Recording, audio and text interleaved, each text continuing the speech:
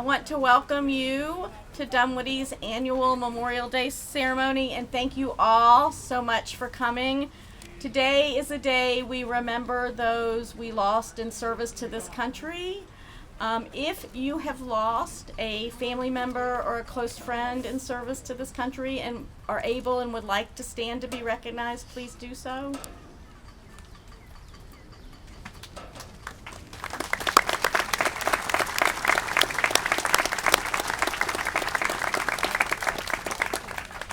Today would not be possible without United States Navy Captain Wayne Radloff, our Dunwoody's Veterans Events Planning Committee, VFW Post 10822, Dunwoody Women's Club, our fantastic Parks Department, and all the participants in today's ceremony.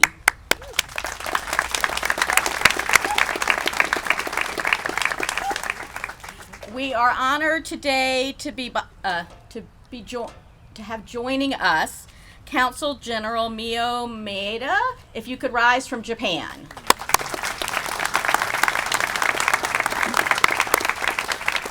Thank you for being here.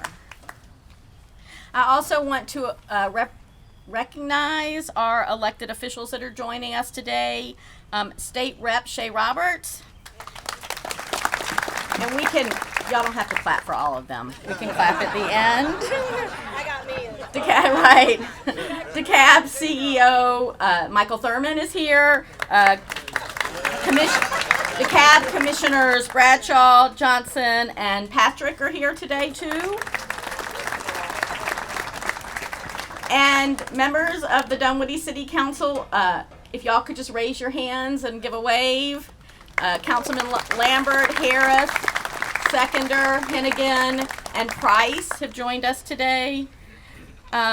Briefly, I want to tell you some changes that are coming to this area, hopefully by Veterans Day next year, but I am, not Veterans Day next year, Memorial Day next year. The weather has me a little confused. But I am a believer of under-promising and over-delivering, so it may be more than a year. So we, in partnership with DeKalb County and Commissioner Robert Patrick, we are getting ready to improve the existing DeKalb Veterans Memorial. It will become an open area because now the doors are locked, and we will share the design once it's finalized. And we appreciate the county and Commissioner Patrick's support. Additionally, we are in a partnership with a new memorial for the Vietnam War, which is being provided for our community by the Vietnamese American Communities of Georgia and the Atlanta Vietnam Veterans Business Association. And this will be one of fewer than 10 memorials that also recognizes the lives that were lost by the South Vietnamese as they tried to defend their country. And so it will be a very unique memorial. We are the recipient of this memorial, and we are very grateful to be able to host it or have it here. And it will be a very nice addition and a peaceful place. And it's important to acknowledge veterans like that. So once again, thank you all for coming. I'd like to introduce Rabbi Brian Glusman of the JCC for the invocation. Thank you. Thank you, Mayor. Wars are bad, my friends. They're awful. But the worst kind of war is a civil war. I mean, it's bad enough when nations go to war against other nations. It's sad enough when Americans kill Germans or Englishmen kill Frenchmen, but when brothers fight brothers, which is what happens in a civil war, this is surely the worst kind of war there can possibly be. And Memorial Day began as a way to honor those who died in the Civil War. It was originally called Decorations Day because this is the day on which cemeteries and headstones were decorated with flowers, because flowers on a regular beautiful day would be blooming right now, and this was the appropriate day on which to honor those who fought, those who gave their lives for our freedoms. But Memorial Day has become a day on which we honor all who gave their lives in sacrifice to our nation. And we're not the only country that has fought a civil war. The English, the French, the Russians, the Germans, many other countries have gone through them too. And there was a famous civil war in ancient Israel as well. And the story is in the Bible. I'm sure many are familiar. It's in the second book of Samuel. After the death of King Saul, Israel was divided into two factions. One group followed King David and his general Yoav, that's the Hebrew name, and the other group followed Ishbosheth and his general Abner. And the two armies confronted each other at a place called the Pool of Gideon. And it was Abner, the general from the north, on one side, and Yoav, along with his younger brother Asael, on the other, and they started fighting. And in that battle, Abner killed Asahel and fled, with Yoav in pursuit. When the battle was over, Yoav, as was the custom of generals after every battle, ordered that a count be made to determine which side had won, how many of the enemy's soldiers had fallen, and how many of his own soldiers were dead, because that's how generals at that time did it. So this time they counted in a different way. They counted and they reported back to Yoav and said, of Abner's army, 360 soldiers had fallen, and that of your own army, 19 men were dead, and Asael. Notice they didn't say 20 men had fallen. They said that 19 men had fallen and Asael. And it was reported that way because Asael was not just a number. He wasn't just a statistic. He was Yoav's younger brother. He was a person who Yoav loved, had a relationship with, and so Asahel's death was mentioned separately. And my friends, this is the tragedy of war, that generals, politicians, and media get so caught up in numbers. Battles, wars are measured by statistics, and we forget that for the mother of one soldier who died, the battle was a catastrophe. We think that if our side lost 360 and their side lost only 20, that their side won. But in reality, both sides have lost. And what they've lost is not just statistics. It's not just numbers. Each loss is an individual, a human being, a person. As we say in Hebrew, a neshama, a soul. Each has lost an Asael, a person with a name and a face, a family. Sadly, we'll never eliminate war, and we'll never quite comprehend the wickedness and futility of war until we learn to stop thinking in terms of numbers, until we realize that each person who dies in battle has a name, until we learn, as poor Yoav had to learn that day, that he had not lost 20 men, he had lost 19 men and his beloved brother. The Bible tells us that they took Asahel's body and they buried it in his father's field in Bethlehem. And then it says Yoav and his soldiers walked around the grave all night until the sun came up the next day. Imagine, here is Yoav, fierce, a general, rough, tough, General Patton-like figure. The fierce fighter.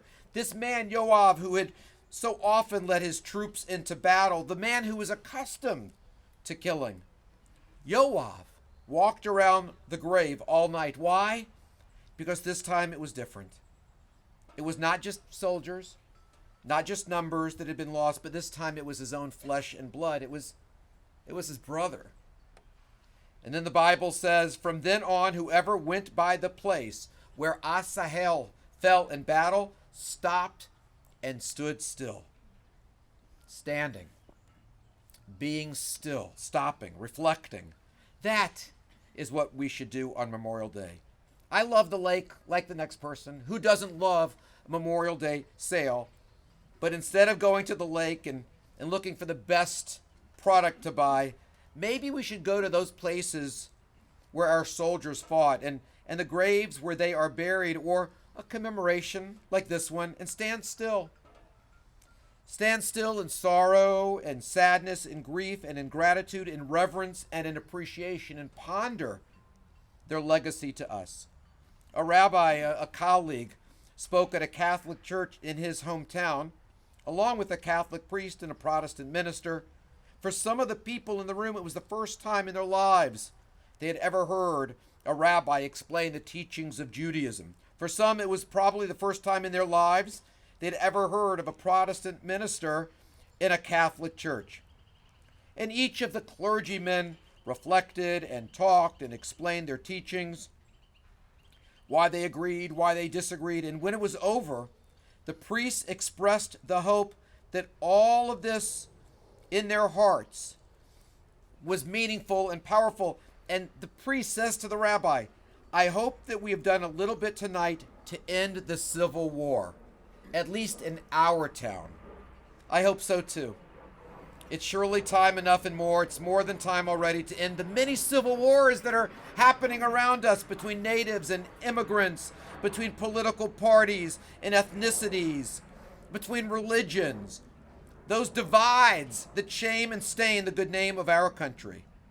We will not end these wars until we realize and comprehend that each and every person who falls in battle is an asahel, a someone, a person, a husband, a wife, a son, a daughter, a father, a mother, a brother, or sister. So for the sake of all the asahels in the world, on this Memorial Day, let us commit ourselves to doing better, to truly honoring the memories of our fallen, by reaching out across the divides that separate us from each other, and let us strive and work and be passionate about making peace.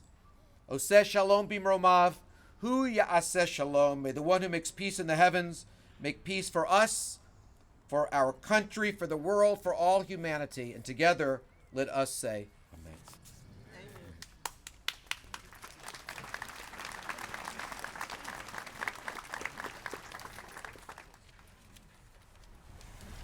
Thank you, Rabbi Glusman, for that invocation. Before we post the colors, I would like to recognize a special guest that we have here, Doris Guzman, who is sitting right up front here. She is 103 years old and served in the Navy as an officer. She was a nurse.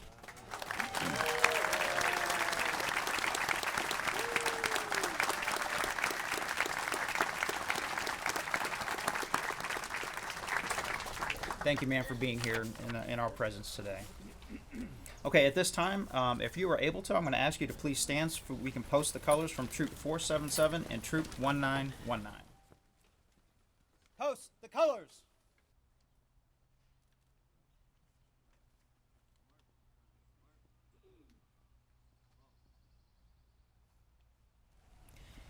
And at this time, I'm going to ask Dunwoody Councilmember Joe Seconder to recite the Pledge of Allegiance.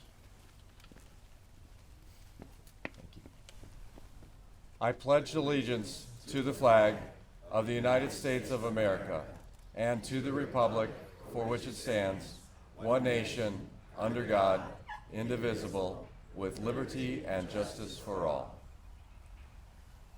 You would please remain standing for the national anthem sung by Grace Jacob.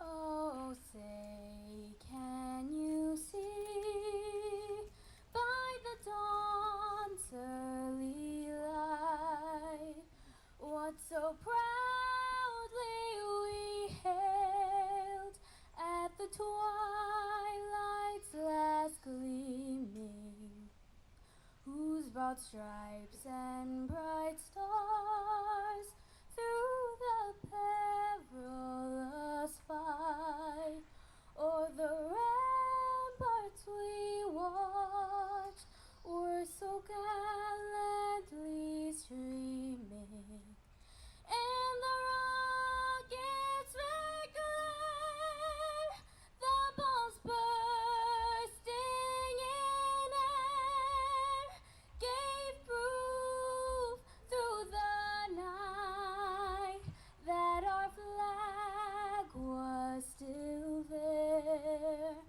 Oh, say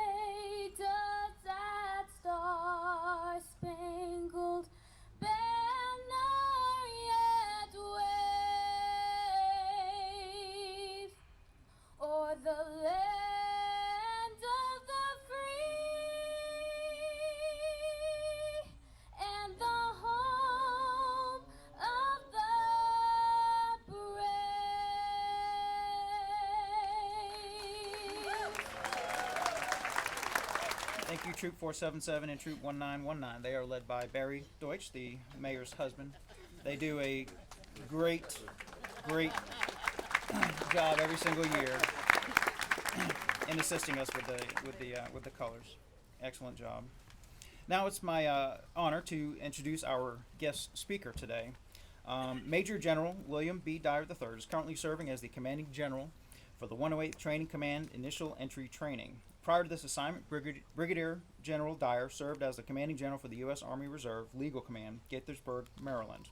Brigadier General Dyer previous assignments include Assistant Judge Advocate General for Military Law and Operations with duty at the Pentagon, Commander 153rd Legal Operations Detachment, Deputy Chief of Staff G3, 5, and 7 for the United States Army, Reserve Legal Command, Staff Judge Advocate of the 335th Signal Command in East Point, Georgia, and many other assignments throughout his distinguished career.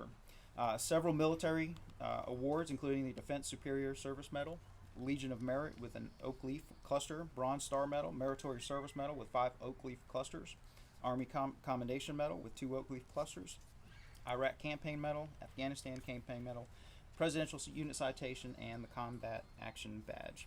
At this moment, please join me in welcoming Major General William Dyer as our guest speaker.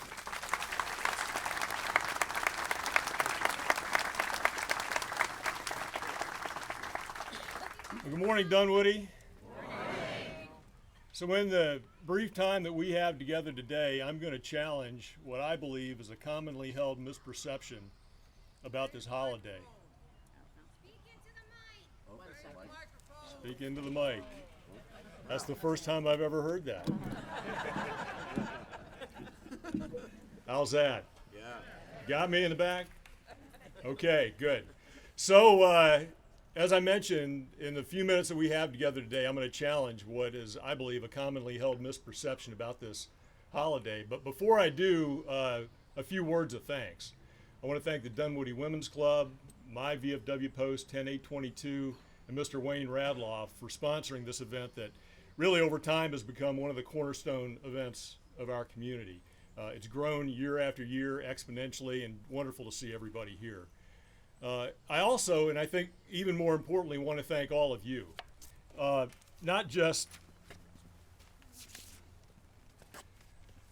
for being here, although it's a lot more fun to talk to a group of people than a bunch of empty seats.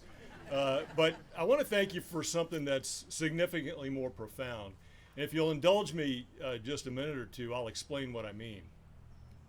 So the world today is a complex, a very dangerous place. We essentially have 4 major adversaries.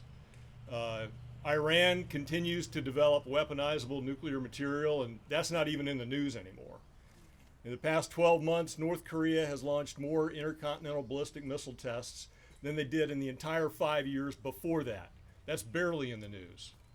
Russia's been in the news a lot, and though they haven't exactly distinguished themselves in terms of military capability on the battlefield, they have absolutely distinguished themselves in terms of the savagery and the brutality that they're willing to visit upon the innocent citizens of a sovereign nation. And then there's China. China's in the news a lot. China continues to steadily, quietly amass the world's largest military, but importantly, they're continuing to expand their reach beyond their proper territorial limits. They're now pushing out toward what many of us know as the second island chain, with the stated intent of controlling the world without having to use their military. They intend to control the world economically, and they're well on their way to doing that. So as these 4 adversaries of ours plot their next steps and figure out what they're going to do next, they're constantly assessing the United States. And it's not hard to get online and figure out how many ships and planes and tanks and troops we have. That's easy to figure out. But there's one thing that our adversaries can't figure out. They can't quantify it. They can't ascertain the magnitude of it online. They can't because they don't have it. They don't understand it. They can't possibly believe that it stirs and drives a nation. What they don't understand is the will of the American people. So the will of the American people, as the rabbi alluded to, is seen and practiced every day in our communities through setting aside our differences, through working together, through the peaceful transition of power, through, and importantly, events like this today, where we set aside whatever differences we have, we come together and we demonstrate something, a power, a force, that every time our nation's sovereignty, every time our republic has been challenged in the 247 or so years we've been around, this is what's carried us to victory. And it's that demonstration that serves as a deterrent. In a day and age when our military is no longer the single military, we're no longer the single military superpower in the world, it's the will of the American people more than anything else that helps keep those aggressors at bay. And you, all of you, by being here today and by doing what you do when you leave here today, are an important part of that. So, speaking as someone who would have to get involved if deterrence fails to work, I am profoundly grateful for your presence here today. So thank you.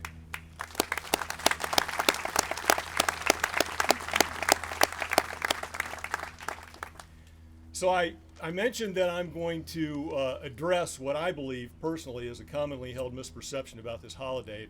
Let me pull that string a little bit for you. So I grew up in a smallish town in Virginia, and we recited the Pledge of Allegiance, we stood for the national anthem, and our teachers made sure we knew the meaning of every patriotic holiday. 4th of July, obviously celebrating independence, Veterans Day, celebrating those who served, Flag Day, celebrating the majesty of this beautiful swath of cloth behind me, and of course Memorial Day, celebrating those who'd fallen in service to their country. And I remember vividly in elementary school learning lessons of young men and women who had perished in defense of our freedoms. They were sobering lessons. And even at that young age, some of the people we studied were not that much older than me. But it was Memorial Day. We got a day off school. The snow had melted. School itself was going to be out for the summer in just a couple weeks. It was the day the city pool opened. And all you had to do was swing open your back door, and you get a nostril full of charcoal, ears full of laughter, and it was a joyous day. But every Memorial Day, at some point in the day, one of the adults, usually a parent, would say, well, kids, just as the enjoyment of Memorial Day was about to reach crescendo, kids, Memorial Day is about more than hot dogs and hamburgers and splashing around in the pool. Deflating. And so, like many of you, I suspect, for most of my young years, I labored under this duality. I labored under, it's Memorial Day. Oh, it's Memorial Day. Do I feel guilty? Do I feel happy? How do I feel? And I kind of just balanced that tenuous dichotomy into my early adult years, and really until about 1985, when as a young adult I raised my hand for the first time and took my first oath coming into the military. And at that point, my view changed just a little bit. And it changed just a little bit because all of a sudden I was around a group of patriots who had all voluntarily joined the military service. And though I never met any of them who was looking forward to dying for his or her country, we all understood that that was potentially part of the deal. You're entering an inherently risky occupation. And I noticed that being around them, they didn't suffer quite as much from that anxiety or that duality that I had been dealing with, I think in part because they had all, almost by definition, made a personal decision that whatever they might have to give their lives for was worth giving their lives for. So my mindset started to change just a little bit. It really changed in early 2003. So you guys will undoubtedly remember that that on the heels of 9/11, we as a nation vowed that we were never again going to be attacked that way on our homeland. And as the post 9/11 kind of wave went through America, we became sensitive to the potential of bad actors having weapons of mass destruction. We believed that Iraq had weapons of mass destruction. The United Nations sent inspectors in. The inspectors were kicked out. We wanted to send the inspectors back in. Saddam Hussein said no. So we all knew in late 2002 that we were going to invade Iraq. And my Army Reserve unit, which contained a specialty, a technical specialty that didn't exist in the active Army, was told, you guys are going to join the 3rd Infantry Division and you're going to be part of the first wave into Iraq. And by the way, you should expect 50% casualties. So, now that's not as bad as it sounds, actually, because if you've been a soldier, sailor, airman, Marine, and you're standing in a group of people and somebody says, 50% of you aren't going to make it, a typical soldier, sailor, airman, or Marine will say, I feel sorry for the guy next to me, because it's not going to be me. But it was sobering nonetheless. So as we made our preparations, I did all the things you'd expect. I disengaged from my civilian occupation. I said goodbye to my friends and my extended family. And in the last couple days before I left, I found myself at home alone. I think the girls were in school. My wife was out doing some things. So I grabbed a legal pad and I sat down in our breakfast nook and I wrote a letter. I took that letter, I folded it, I put it in an envelope, I put my wife's name on it, and I stuck it among my personal belongings that I was going to leave at home, knowing that if I didn't come back, she would find it and read it. It would be, in essence, my final message to my family. And it was as I wrote that letter, it was at that breakfast nook table that I had a personal epiphanal change in the way I viewed my service, my mortality, and by extension, Memorial Day. I think this is the first she's heard of that letter. She just confirmed, which is a good thing. I don't remember. It's 20 years ago. I know where the letter is. It's still sealed. I obviously haven't read it since then. And I don't remember everything I wrote, but I do remember very clearly what washed over me as I wrote it. And that was the basic sentiment that I hope you remember me. And while it's okay to mourn me briefly, what I really want you to do is live a joyous life. I want you to enjoy the freedoms that my sacrifice, just one installment in a payment that has been made since the dawn of this country by thousands and thousands of men and women. I want you to enjoy every day, every hour, every minute, the joy that my sacrifice has purchased. Okay to remember me, but please, please don't spend too much time mourning my loss. I would not presume to speak for those who can't speak for themselves. Certainly, I would not presume to speak for those who have fallen in service of their country. But I suspect that my view on that among men and women in uniform is not alone.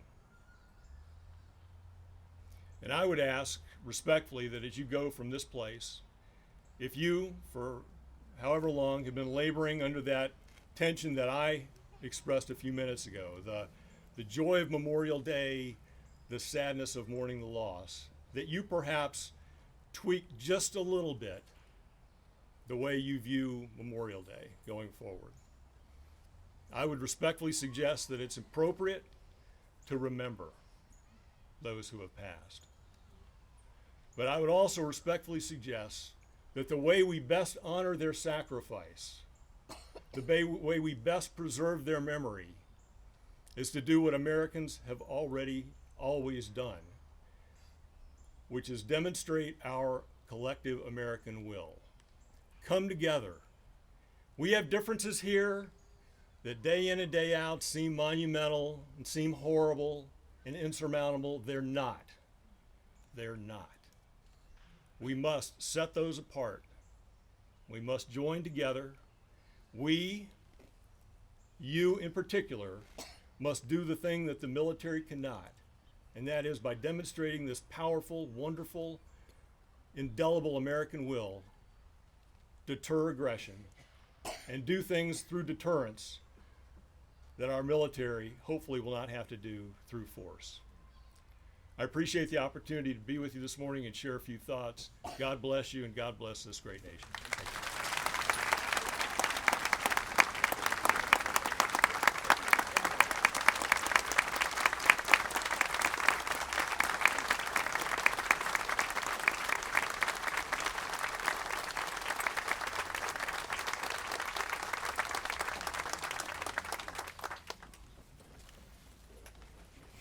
Thank you, Major General Dyer. And as spoken like a true general, he didn't have one bit of notes up here. I say maybe 10 words, and I've got it all written down. But those were some very thoughtful words, sir. Thank you so much for being here and sharing that with this crowd today. At this time, Grace Jacob is going to sing God Bless America.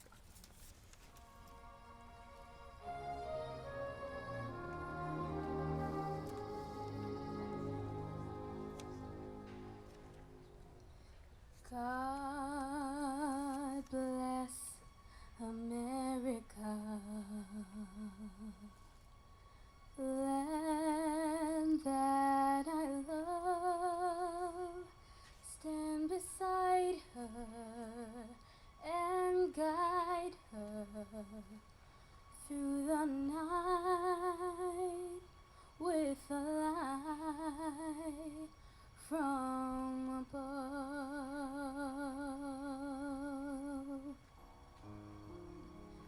From the mountains to the prairies, to the oceans wide with foam. God bless America, my home, sweet home.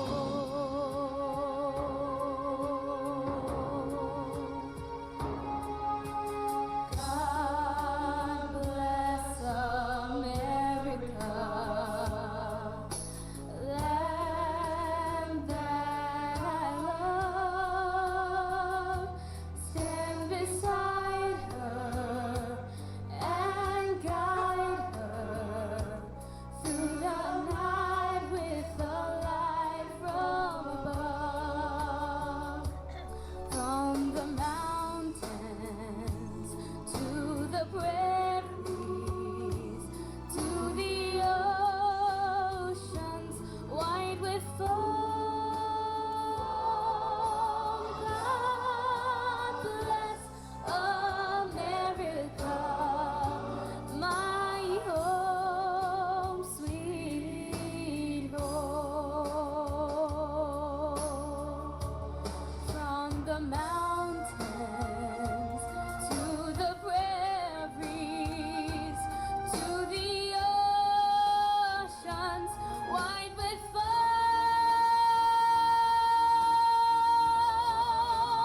God bless America, my home, sweet home. God bless America. God bless America.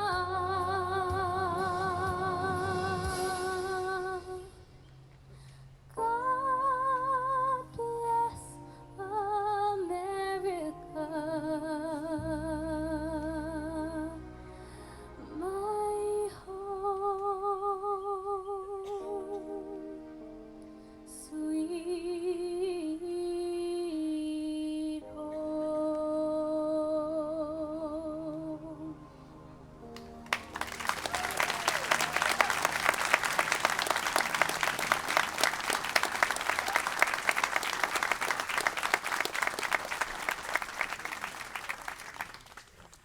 Thank you, Grace. All right, at this moment, if you are able to, I would ask that you would please rise for a moment of silence.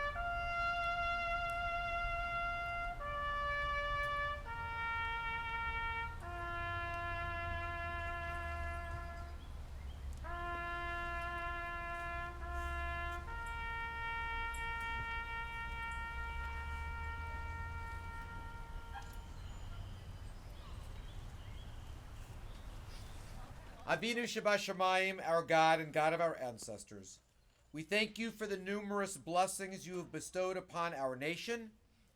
Out of the many nations of the world, our country has been blessed with a singular opportunity to demonstrate how peoples of many faiths and heritages can live side by side and enrich one another's lives through friendship and the sharing of our unique traditions. We are united this day in a solemn act of gratitude to those who have served in our nation's defense, to those who have risked their personal safety to save the lives of others, and above all, to those who have died serving this country. Their sacrifices are forever remembered by us, by our children, for generations to come. We will not forget. And today our hearts go out to those who are currently serving in our armed forces, to their families. In all our many faiths, we are united in that our prayers are with those who serve our country today. We ask God that they may return speedily and in good health and safety to their loved ones. May God grant each of us the wisdom to uphold this nation's virtues, that it may continue to serve as a beacon of liberty and harmony between peoples of all the world to see, for all the world to see, and together let us say, Amen. Thank you.